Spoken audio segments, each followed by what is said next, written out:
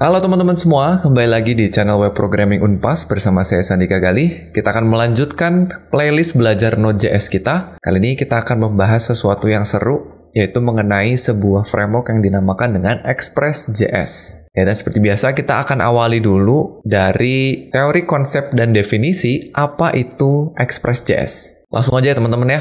Jadi yang pertama, Express.js ini kalian bisa kunjungi website resminya, dokumentasinya ada di expressjs.com. Dan kalau kita lihat di websitenya, itu tagline-nya adalah Fast, Unopinionated, Minimalist Web Framework for Node.js. Jadi framework untuk Node.js yang cepat, terus unopinionated ini apa tidak beropini kali ya. Nanti ini maksud dari sini kita akan lihat ya di slide-slide berikutnya, dan juga minimalis. Jadi cepat, minimalis, unopinionated. Itu tagline ya katanya ya. Nah, secara lebih detail lagi, Express.js ini adalah sebuah web app framework yang dibuat di atas Node.js. Terus juga di dalamnya ini menyediakan antarmuka yang minimal untuk kakas yang diperlukan dalam membuat sebuah aplikasi. Jadi katanya dengan hanya menuliskan beberapa baris kode aja, kita sudah bisa membuat aplikasi yang sederhana katanya gitu.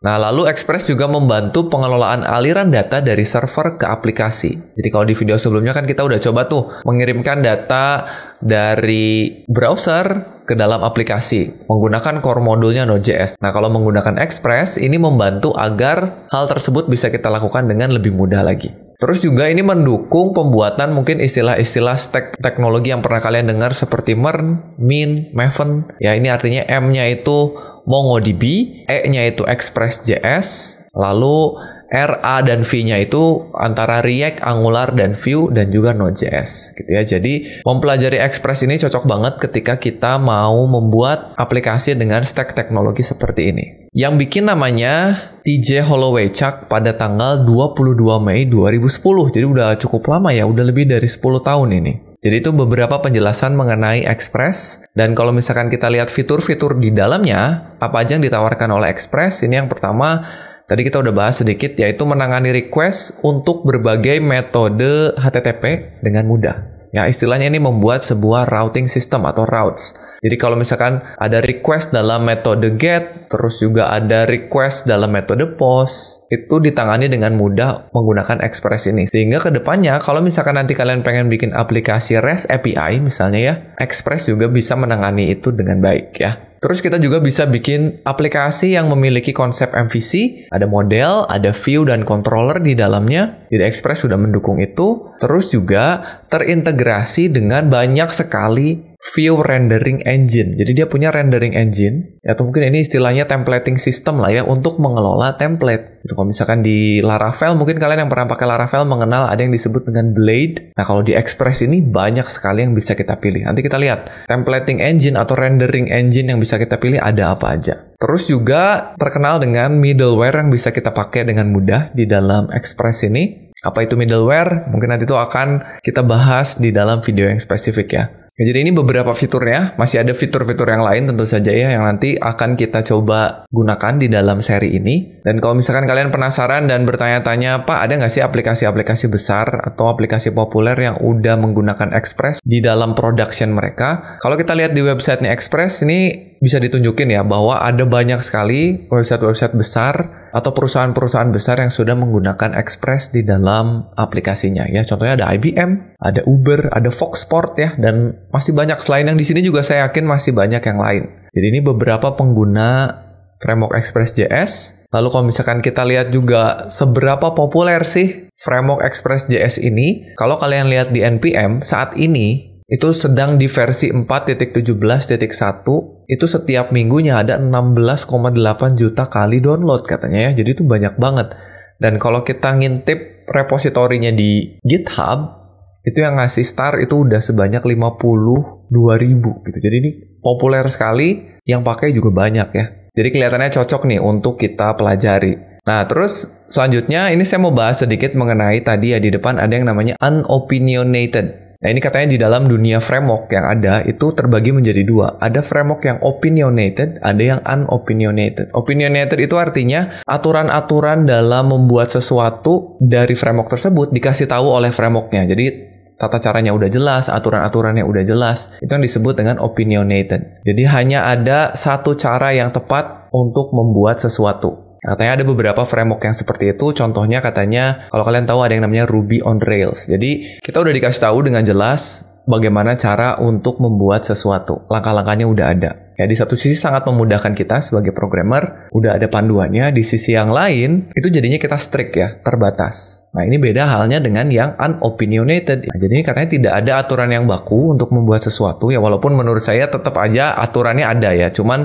kita lebih diberi kebebasan untuk membuat sesuatu gitu. Jadi lebih fleksibel, kita bisa menentukan sendiri struktur aplikasinya, struktur foldernya, dan lain sebagainya. Dan katanya juga kita dapat dengan mudah melakukan bongkar pasang middleware, khususnya untuk Express ini. Ya, jadi di satu sisi itu memberikan keleluasaan pada programmernya untuk membuat sesuatu, tapi menurut saya di sisi lain juga ada kekurangannya, yaitu mungkin untuk yang baru belajar ya kebingungan. Ini sebetulnya cara yang benar yang mana gitu, karena banyak orang melakukan sesuatu dengan cara-cara yang berbeda. Sepertinya ini maksud dari unopinionated yang kita baca di dalam tagline-nya Express. Selanjutnya adalah mengenai templating engine. Tadi saya sebut bahwa di Express ini memiliki banyak sekali templating engine yang udah terintegrasi. Istilahnya udah disupport oleh framework-nya ya. Dan ini ada banyak banget ya, kalau misalkan kalian lihat di websitenya ada yang namanya Pug, Haml, EJS, ada HBS, ini handlebars ya, dan lain sebagainya. Nah, mungkin nanti kita akan coba cari yang mana yang paling populer, terus kita coba pakai di playlist kita ini. Lalu ada lagi mengenai database. Mungkin ada dari kalian yang nanya, Pak, apakah Express ini mendukung atau bisa terkoneksi ke database MySQL, database Postgre, MongoDB? Nah, ternyata kalau kita lihat di websitenya juga, Express.js itu dapat dengan mudah terkoneksi dan mengelola database-database berikutnya. Ada Cassandra, ada Couchbase, ada CouchDB, dan lain sebagainya. Jadi nggak usah khawatir kalau misalkan kalian sudah terbiasa menggunakan salah satu dari database ini, Express bisa kita gunakan untuk mengelola database-database ini. Itu ya teman-temannya, jadi itu penjelasan singkatnya. Mungkin sampai sekarang kalian udah ada yang nggak sabar pengen nyobain gimana sih implementasi dari Express ini. Minimal kita mencoba untuk mengganti apa yang sudah kita buat dari aplikasi sebelumnya, sehingga kita bisa lihat ternyata pakai Express itu apakah lebih mudah atau malah lebih susah ya. Kalau kita lihat secara singkat, penggunaannya tuh kayak gini teman-teman. Jadi kita panggil dulu Express-nya, tentu saja nanti kita harus install dulu Express-nya di dalam aplikasi Node kita, terus kita panggil seperti biasa, terus sintaksnya seperti ini. Jadi kita panggil dulu Express-nya menjadi sebuah variabel, kita tentukan portnya, lalu kita panggil listen supaya aplikasinya bisa dijalankan. Nah, lalu kita tentukan routes-nya. Yang mungkin secara umum kalau teman-teman bandingkan dengan apa yang kita buat di video sebelumnya, mirip, tapi ini lebih ringkas. Ya, jadi gimana kalau langsung aja kita coba implementasikan framework Express ini ke dalam web server sederhana kita ya. Jadi langsung aja kita coba. Oke, langsung aja teman-teman. Yang pertama akan kita lakukan adalah kita duplikat dulu ini folder dari web server yang sudah kita buat di video sebelumnya. Ya, supaya nggak hilang kita duplikat aja. Saya simpan di dalam folder yang sama di desktop ya. Kita kasih nama aja. Sekarang ini video ke-13. Namanya Express Web Server. Oke, terus kita buka di Visual Studio Code kita. Oke, sudah terbuka. Kita buka app.js, kita coba jalanin dulu ya. Kita coba jalanin, buka terminal, kita tulis node spasi app. Sekarang servernya udah jalan di port 3000. Coba kita lihat dulu. Kita buka Chrome, lalu kita tulis localhost /2 3000. Oke, jadi sekarang ini tampil web server kita yang sudah kita buat menggunakan core modulnya Node.js ya. Kita punya halaman index atau halaman home-nya, kita punya halaman about, dan halaman kontak. Oke, selain dari itu, semua ditangani oleh halaman home. Sip, sudah jalan berarti yang kedua yang akan kita lakukan adalah membuka dokumentasinya Express. Ya, jadi caranya kalian bisa ke npm, lalu cari Express, atau langsung aja kita ke websitenya expressjs.com. Oke ya, sama aja nih. Nah, kalau sudah dibuka, kita akan coba langsung install Express ke dalam mesin kita. Caranya langsung aja kalian boleh ketik npm install Express. Lalu ini disuruhnya kita kasih flagnya --save. Ini agar Express-nya disimpan ke dalam dependensi kita. Tapi kalau misalkan nggak pakai save pun, dengan menggunakan node yang kita gunakan saat ini sudah otomatis di-save ke dalam dependensi. Jadi mau ditulis --save seperti ini atau tidak sama aja. Ya, jadi yang akan kita lakukan adalah ini, Tapi jangan lupa kita kasih versinya. Kebetulan versi punya saya ini versi 4.17.1. Oke, saya copy dulu npm install, kita balik ke sini. Saya kecilin dulu. Ya, matiin dulu servernya. Ctrl C, dan nanti kita akan jalaninnya nggak lagi pakai node app, tapi kita akan coba pakai node mon ya. Clear dulu, lalu kita ketik npm install atau langsung aja paste. Tadi saya udah copy. Terus kita kasih add 4.17.1 biar sama ya. Kalian juga saya sarankan pakai versi yang sama dengan yang saya. Lalu pencet enter, kita tunggu instalasi dari Express-nya supaya masuk ke dalam aplikasi kita. Coba kita matikan dulu ya terminalnya. Terus kita buka sidebar-nya, kita lihat ada di package.json. Nah, lihat udah masuk ke dependensinya. Berarti sudah aman, di package log juga sudah ada. Ya, berarti sudah masuk, ada di dalam node modules, aman ya. Oke, sekarang sudah bisa kita pakai. Jadi yang akan kita lakukan gini teman-teman, kita akan membuat hal yang sama dengan apa yang sudah kita lakukan menggunakan core module. Jadi nanti kita bisa lihat dan membandingkan lebih mudah mana penggunaannya ya. Jadi ini supaya nggak hilang, kita akan kasih komentar dulu semua blok programnya. Kalian boleh Ctrl A lalu pencet Ctrl/. Nanti di akhir akan kita hapus, tapi supaya kita bisa lihat perbedaannya, kita simpan sebagai komentar dulu ya. Oke, kita tutup lagi sidebar-nya, Ctrl B. Kita ke atas. Kita lihat cara pakai yang paling sederhananya dulu ya. Cara pakainya kalian bisa lihat di Getting Started, atau sebenarnya kalau tadi lihat di npm itu udah ada nih di sini. Tapi kita coba sekarang gunakan dokumentasi yang ada di website Express resminya aja ya, karena menurut saya ini sangat enak untuk dibaca. Agak beda dengan dokumentasinya Node.js yang menurut saya agak susah untuk dibaca. Ya, kita masuk Getting Started, langsung kita ke installing, harusnya udah. Ya, ini udah kita lakukan. Kita udah punya npm init hasil dari video sebelumnya. Kita udah dapat entry point-nya adalah app.js bukan index, lalu kita udah install. Next kita pilih yang hello world. Nah, ini caranya menjalankan Express. Jadi kita panggil dulu Express-nya pakai require, masukin ke dalam variabel.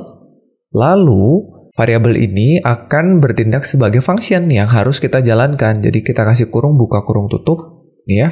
Lalu kita masukkan ke dalam app. Nah, nanti app ini akan kita gunakan. Lalu kita kasih tahu juga portnya. Sama seperti modul HTTP. Kita kasih tahu portnya ya. Atau ini gampangnya kita copy aja deh. Ya, kalian blok, terus Ctrl C. Terus kita balik lagi ke codingan kita. Kita simpan di atas. Kita coba jalanin dulu. Baru nanti kita bahas satu persatu fungsi dari masing-masing ini. Save dulu. Kita sekarang buka lagi terminalnya. Lalu kita tulis node, spasi app. Ya, sama aja ini ada example app listening at localhost. Ini tulisan ini muncul gara-gara method listen di sini ya. Ini kalian boleh ganti aja sih kalau mau ya. Oke, sekarang kita lihat dulu hasilnya, balik ke sini, kita refresh. Oh, ini error katanya ya. Nih, otomatis kalau misalkan halaman yang nggak ada routingnya, dia error. Yang ada routingnya itu adalah halaman root. Boleh pakai slash, boleh nggak. Nih, hello world. Selain dari itu nggak ada. Jadi kalau routingnya nggak ada, beda dengan modul HTTP. Kalau modul HTTP itu semua masuk ke root-nya atau yang utamanya. Ini hati-hati ya kalau saya ngomong root itu bisa, maksud saya adalah root. Yang ini artinya halaman utama dari aplikasinya, atau route. Ini sebetulnya bacanya bisa route, bisa root. Ya, jadi sebetulnya hampir mirip pengucapannya. Ini adalah cara kita untuk melakukan root yang ini atau route. Sedangkan slash itu adalah root dari website kita. Jadi nggak ada slash apa gitu ya. Artinya ini adalah root-nya. Oke. Ini bacanya gini. Setelah kita menjalankan app-nya, lalu ketika ada request method get ke halaman root atau halaman utama, maka jalankan fungsi berikut ini. Fungsinya adalah kirimkan responnya berupa tulisan hello world. Gitu ya. Selain dari ini nggak ditangani, jadi nggak ada. Oke, jadi ini gampang banget ya dibanding kita menuliskan yang ini. Jadi kita create server, lalu pakai switch case. Sekarang kita tulis begini untuk menangani satu route. Nah, sekarang gimana kalau misalkan kita coba bikin untuk halaman yang baru? Caranya ini boleh kalian copy, ya boleh Ctrl C, terus Ctrl V, atau kalau mau gampang di blok aja, terus pencet Alt, Shift bawah. Nanti dia akan menduplikat seperti ini. Sekarang kita ganti. Gimana kalau halamannya mengarah ke /about? Nanti kita tulis di sini, ini adalah halaman about. Oke, harusnya ini nggak ada masalah ya. Ketika kita refresh, lalu kita tulis di sini /about. Oh, nggak bisa. Kenapa nggak bisa? Karena harus di-restart servernya. Nah, ini mulai agak ribet nih. Setiap kita melakukan perubahan pada app.js, ini harus diganti. Makanya, sekarang kita install aja yang namanya nodemon atau node monitor. Caranya kalian tulis gini, npm install, lalu kita akan install nodemon-nya secara global aja ya. Jadi kalian tulis spasi min g spasi nodemon. Begini. Lalu enter. Nah, sekarang kita bisa gunakan nodemon di aplikasi node kita. Caranya kita clear dulu. Kita nggak lagi tulis node spasi app, tapi nodemon spasi app. Oke, jadi sekarang dia udah jalan di localhost, portnya 3000 sama aja. Tapi kalau saya refresh, ini udah jalan, tentu saja ya. Tapi katanya nih, dia akan ngelihat defaultnya dia akan ngelihat semua perubahan pada file JavaScript, MJS, dan JSON. Jadi kalau ada perubahan di file-file tersebut, nggak usah di restart servernya. Oke, jadi sekarang kita bisa ke halaman root dan halaman about. Kalau mau ke halaman kontak, ya udah tinggal copy lagi. Copy, ganti jadi kontak. Ini ganti jadi kontak. Oke, jadi simple. Jadi nggak perlu kita restart servernya. Tuh, jalan. Sip ya. Ini yang paling sederhana, kita membuat route ketika ada request lewat halaman web ini, lewat browser web ini secara get. Ini kan get ya, kalau kita nulis sesuatu di browser, alamat ya, begitu kita enter, itu kita mengirimkan request dengan metode get ke alamat ini. Jadi ada request menggunakan metode get, makanya kita bisa tangani. Selain get juga banyak yang lain ya, bisa post, bisa put, bisa patch, bisa delete, dan lain sebagainya. Nah, itu akan kita bahas di topik yang berbeda. Selanjutnya, kita juga bisa menggunakan metode yang namanya use. Nah, use. Jadi use ini untuk istilahnya menjalankan sebuah middleware. Nah, kalau misalkan kita lihat dokumentasinya, di sini ya, kita masuk ke API reference yang versi 4. Karena kita pakai yang versi 4 tadi ya, 4.17.1. Lalu kita cari aja di sini app, lalu use. Nah, ini katanya. Jadi dengan menggunakan use, ini kita bisa memanggil sebuah middleware atau function. Gitu ya. Karena Node.js ini nanti semuanya bisa kita anggap sebagai middleware. Contohnya nih, argumennya ada 2, ada path dan callback-nya. Jadi kalau misalnya saya tulis di sininya path-nya adalah slash, begini. Atau kalau misalkan slash, itu sebetulnya nggak ditulis pun dia udah default ya. Nih di sini. Jadi defaultnya adalah root-nya. Jadi kalian boleh tulis slash, koma, terus callback-nya. Callback-nya sama, kita bisa panggil request, response. Sama seperti yang di atas ini. Nah, terus misalkan kita jalankan, tulisan yang sama, send. Saya coba tulis tes aja gini ya. Nah, kita coba, kapan tes ini akan muncul. Kalau kita ke halaman root, itu di-save dulu ya, jangan lupa, ke halaman root. Di sini yang muncul hello world, bukan tes, karena kita sudah tangkap di sini. Nah, tapi kalau misalkan kita menuliskan sesuatu yang nggak ada, nah dia masuknya ke tes. Jadi maksudnya ini akan selalu dijalankan untuk request apapun. Jadi tes ini akan selalu jalan untuk request apapun. Loh, tapi kenapa tadi Pak ketika saya tulis kosong dijalanin yang lain, ketika saya tulis about dijalanin yang lain? Itu karena kita nulis request sebelumnya. Nah, jadi sebelum nyampe ke sini, udah keburu dijalanin yang ini, atau yang ini, atau yang ini, gitu. Hati-hati, jangan simpen ini di paling atas. Kalau ini simpen di paling atas, request yang di bawahnya nggak akan pernah dijalanin. Karena semua, apapun yang kita tulis, itu akan ditangkap oleh use ini. Oh, jadi mau kemana pun, nggak bisa, semua udah dicegat dulu sama use. Meskipun nggak ada. Nah, jadi makanya ini bisa kita gunakan untuk menangani ketika halamannya nggak ada. Sini, di akhir. Misalnya kita mau nangani 404. Kita kasih aja tulisan. Misalnya kita pakai tag HTML H1 404. Ini contoh aja ya. Sebaiknya nanti kalian buat halaman untuk masing-masing responnya. Nah, jadi kalau misalkan nggak ada, Nah, dia akan tampil 404 ya. Tapi kalau ada, dia akan menjalankan route yang ada. Tapi selain mengirimkan request, ini kita juga harus kasih tahu bahwa 404 ini mengirimkan status 404 juga. Karena sekarang ini hanya tulisannya aja yang 404. Kalau kita jalanin pakai inspect, klik kanan inspect, terus kita masuk ke network, terus kita refresh sekali lagi ya. Klik refresh, saya klik ASD. Ini karena requestnya ASD. Kita lihat statusnya 304. Kita pengen statusnya ya 404. Nah, makanya kita harus kasih di sini. Kita kasih res status 404 gitu ya, supaya ngasih tahu bahwa halaman ini nggak ada. 404 itu kan page not found ya. Jadi ini kalau saya refresh sekali lagi, kita klik lagi ASD-nya. Nah, tuh 404 not found. Ya, jadi kita bisa tangani dengan mudah kalau misalkan halamannya nggak ada. Oke, jadi itu kalau kita mau membuat sebuah routing yang sangat-sangat sederhana. Nah, mungkin teman-teman ada yang nanya nih, setiap kita bikin routing, kita punya callback yang ada request dan respon. Ini tuh apa sih? Isinya apa sih? Gitu ya. Ini semua penjelasan detailnya ada di dokumentasinya. Jadi yang pertama ada app-nya, isinya apa aja app-nya. Ya. Terus ada request, isinya apa aja. Respon, isinya apa aja. Apa itu request dan respon? Secara umum gini ya, respon itu kan simpelnya adalah apa yang dikembalikan dari Express ketika kita mentarget path atau alamat tertentu lah gitu ya. Jadi apa yang dikembalikan sama Express-nya, makanya kita kasih respon. Request secara sederhana adalah apa yang dikirimkan ke Express-nya. Jadi kalau respon apa yang dibalikin atau dikembalikan dari Express, request itu apa yang dikirimkan ke Express. Nanti kita coba lihat satu-satu ya. Contohnya nih, yang kita lakukan dari tadi adalah mengirimkan teks. Jadi kalau kita masuk ke halaman root-nya, ini teks. Yang dikembalikan bukan halaman web karena kita nulisin teks di sini. Walaupun bisa kita paksa dia jadi tag HTML.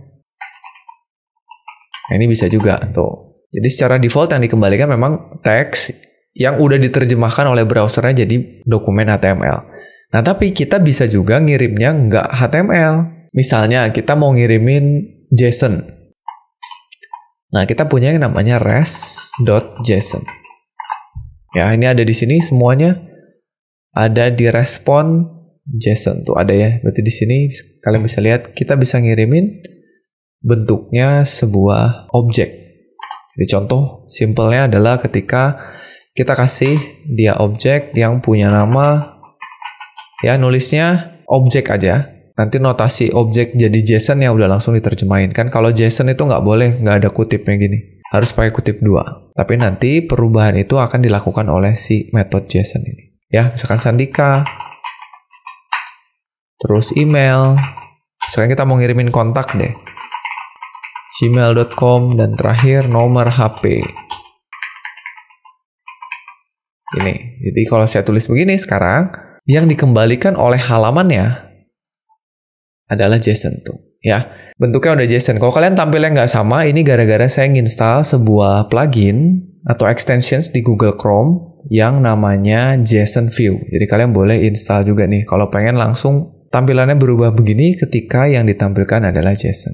Ya, jadi bisa yang lain selain send, ya. Terus bisa juga send file. Nah, ini kalau misalkan kita mau mengembalikan isi dari sebuah file.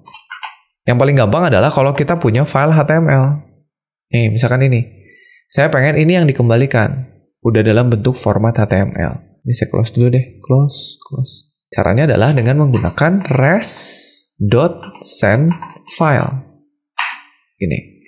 Nah, tapi cara nulisnya ada aturannya. Yang pertama adalah kita nulis relative path-nya dulu. Ya, karena ini ada di folder yang sama, kita anggap aja ini ada di folder root-nya. Jadi saya tulis /index.html. Nah, tapi kita harus kasih tahu juga root-nya tuh di mana. Dengan cara kita kirimkan sebuah objek yang namanya root yang diisi dengan underscore dir name. Nah, dir name ini adalah direktori tempat di mana file ini berada. Jadi kita kasih tahu root-nya itu adalah ya ini. Folder 13 Express Web Server. Sehingga begitu saya tulis relatif path-nya seperti ini, berarti itu sudah relatif terhadap root-nya. Jadi nulisnya harus gini. Ya, sehingga kalau ini kita save, kita balik lagi ke browser kita refresh. Nah, sudah aman. Ya, ini udah ngambil dari file HTML kita. Kalau pengen tahu apa aja yang lain dari metode REST ini, ya kalian bisa lihat di sini. Ya, tapi yang sekarang akan saya coba adalah mengganti semua respon dari tiap-tiap halaman about dan kontak ini dengan file-file yang sudah kita punya, biar sama dengan web server kita sebelumnya. Jadi ini bisa kita komentari, ini kita duplikat aja deh ya. Atau copy aja deh, copy, simpan ke sini. Ini kita ganti dengan about. Yang ini kita komentari juga, lalu di bawahnya kita paste ganti dengan kontak. Nah, jadi ini gampang banget ya. Daripada kita pakai switch case seperti video sebelumnya. Sekarang kalau kita jalanin halaman about dan halaman kontak. Udah jalan. Oh, ini udah ngambil pakai bootstrap ya. Karena di sini kita punya bootstrap. Tuh. Oke, itu kalau misalkan mau menampilkan halaman-halaman webnya menggunakan metode get yang mengembalikan isi dari file. Ini juga bisa kalian gunakan untuk mengambil isi dari file lain yang statik. Contohnya isi file CSS, menampilkan file gambar, atau kalian punya file PDF ingin ditampilkan. Ini bisa juga menggunakan send file. Karena sebetulnya untuk menampilkan halaman HTML atau tampilan, ini kita nggak melakukan ini. Akan lebih bagus kalau nanti kita menggunakan view. Tapi itu akan kita bahas di video terpisah. Ya, jadi itu mengenai respon. Sekarang kita pindah dulu sedikit ke request. Nah, apa aja yang ada di dalam request? Kita lihat ke sini. Sekarang kita masuk ke request. Ada banyak ya. Nah, di sini contohnya nih kita bisa dapetin base URL. Kita bisa dapetin IP address dari orang yang melakukan request. Kita bisa dapetin parameter kalau misalkan ada di URL-nya. Atau kita bisa mendapatkan query string-nya kalau misalkan orang nulisin query string di URL-nya. Query string tuh yang kita tulis setelah tanda tanya, terus key-nya apa, value-nya apa. Kita cobain ya. Contohnya nih, kalau misalkan kita mau dapetin ID.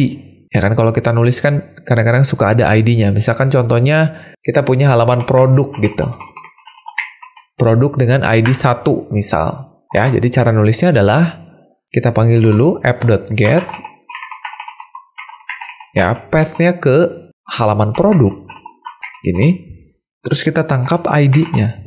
Nah, nanti ID ini akan digunakan sebagai placeholder sehingga bisa ditangkap menjadi sebuah variabel.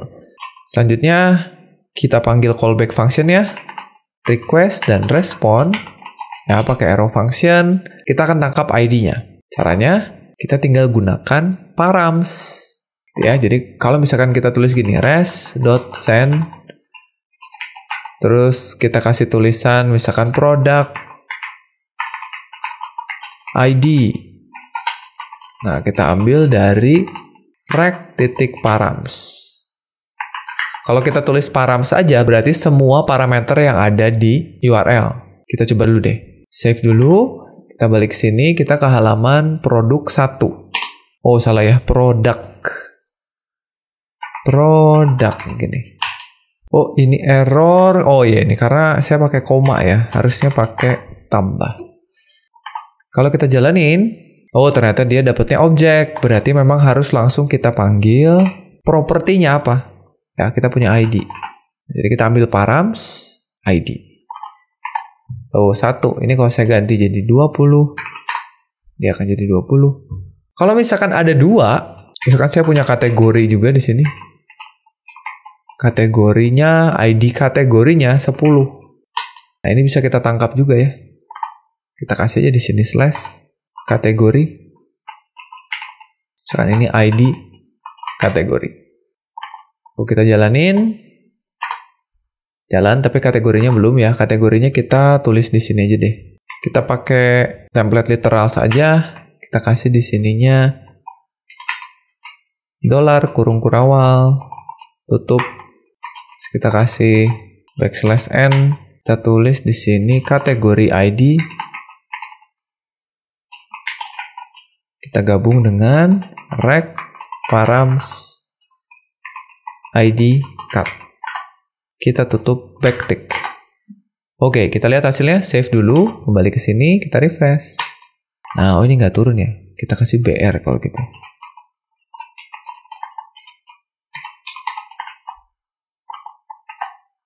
Tuh, jadi kita dapat kategori ID-nya dapat dari params yang kedua, produk ID-nya dapat dari params yang pertama. Gitu ya. Jadi sekali lagi, request adalah apa yang dikirimkan ke Express, respon adalah apa yang dikembalikan oleh Express-nya. Kalau misalkan kita mau ngambil query string, jadi ceritanya kategorinya nggak masuk sebagai params, tapi saya maunya gini. Misalkan nggak pakai params, tapi si kategorinya itu saya ngambilnya dari sini. Jadi misalkan produknya 20, terus habis itu pakai tanda tanya, gitu ya. Ini kategori, misalnya diisi dengan shoes. Nah, jadi kategorinya sepatu misalnya. Ini kalau saya jalanin, kategorinya undefined tadi udah kita hapus soalnya ya. Nah, gimana cara ngambil shoes dan kategorinya? Nah, ini kita nggak pakai params, tapi pakai query. Ya, cara pakainya ada di sini. Query. Tuh, jadi kalau misalkan mau ngambil, tulis aja rect query titik nama query-nya. Tadi kita tulis query-nya kategori. Jadi kita tulis di sini rect query titik kategori. Oke, kita balik ke sini, kita refresh. Tuh, jadi dapat 20 dapat dari params, shoes dapat dari query. Ya, jadi gampang banget kalau kita mau mengelola apa yang ada di dalam URL. Mudah-mudahan sih kalian udah bisa minimal paham penggunaan simple dari request method get. Ya, silakan kalian boleh tambahin lagi beberapa halaman sesuai kebutuhan kalian. Tapi terakhir ini saya mau coba gini. Gimana kalau misalnya kita punya navigasi nih di setiap halamannya? Misalnya, coba kalian buka indeks terus kita bikin sebuah navigasi deh. Taruhlah kita punya gini, links ya. Pakai H3 kita tulis links gitu. Terus kita bikin pakai UL, LI, A. Ini kita mau ke halaman home. Terus kita mau ke halaman about. Duplikat lagi, kita mau sekarang ke halaman kontak. Nah, seperti biasa aja. Jadi sekarang di indeks harusnya ada tuh navigasinya. Dulu sebentar, kenapa? Oh, salah. Harusnya jangan di dalam LI yang sama ya. Kita pisahkan dulu LI.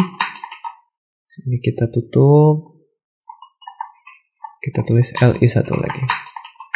Nah, gini. Harusnya ke bawah. Nah, gitu. Nah, ini kan adanya di halaman home. Halaman home nih. Kalau saya klik home. Tapi kalau saya klik about, hilang navigasinya. Gimana caranya? Ya kan harus di copy nih. Kita ke halaman about. Copy, ke halaman kontak, copy. Nah, kan ribet nih. Udah ada sih di semua halamannya tuh. About ada, kontak ada, home ada. Kan alangkah lebih baik kalau misalkan ini bisa kita abstraksi, ya, bisa kita keluarin jadi satu bagian sendiri gitu. Supaya apa? Supaya ketika saya punya halaman baru, misalkan tadi halaman produk nih. Gini, slash produk 10 misalnya. Nih, misalkan saya punya halaman produk. Saya nggak perlu ngopi ke semua halaman LI ini. Ya kan ribet juga ya. Di indeks, di copy. Nanti, ada halaman baru. About ditambahin. Kan lebih enak kalau misalnya kita punya semacam template lah. Dan itu akan kita bahas di video berikutnya untuk memanggil halaman kita nggak pakai send file seperti ini, tapi menggunakan konsep yang namanya view engine atau templating engine. Oke teman-teman, jadi mungkin itu penjelasan dan implementasi sederhana dari Express.js. Ya nggak usah khawatir, masih ada banyak video ke depan untuk kita mengeksplorasi Express.js ini lebih lanjut. Mudah-mudahan kalian udah dapetin gambaran gimana cara pakainya, minimal untuk membuat beberapa halaman website sederhana. Ya, tapi mungkin dari aplikasi yang kita coba tadi, kita udah bisa melihat sedikit kekurangan gitu. Gimana kalau misalnya, contoh sederhana aja, kita punya sebuah navigasi yang di tiap-tiap halamannya itu bisa sama. Karena alangkah lebih baik kita buat sendiri template-nya untuk navigasi tersebut. Gimana cara mengirimkan data ke dalam sebuah halaman? Nah, itu kita belum coba ya. Makanya nanti di video berikutnya, kita akan coba terapkan sebuah view engine agar kita dapat dengan mudah mengelola halaman-halaman web kita. Oke ya, jadi mungkin itu aja untuk video kali ini. Terima kasih teman-teman sudah menyaksikan. Mudah-mudahan videonya bermanfaat. Dan seperti biasa, sebelum saya akhiri, saya mau ingatkan buat teman-teman untuk mendukung channel web programming Unpas ini dengan cara subscribe di channelnya dan juga follow sosial media kita. Dan jangan lupa juga join server Discord-nya supaya teman-teman bisa berdiskusi dan ngobrol-ngobrol dengan penonton channel web programming Unpas yang lainnya. Ya, jadi sekali lagi itu aja. Sampai ketemu di video berikutnya. Saya Sandika Gali pamit dan seperti biasa, jangan lupa titik koma.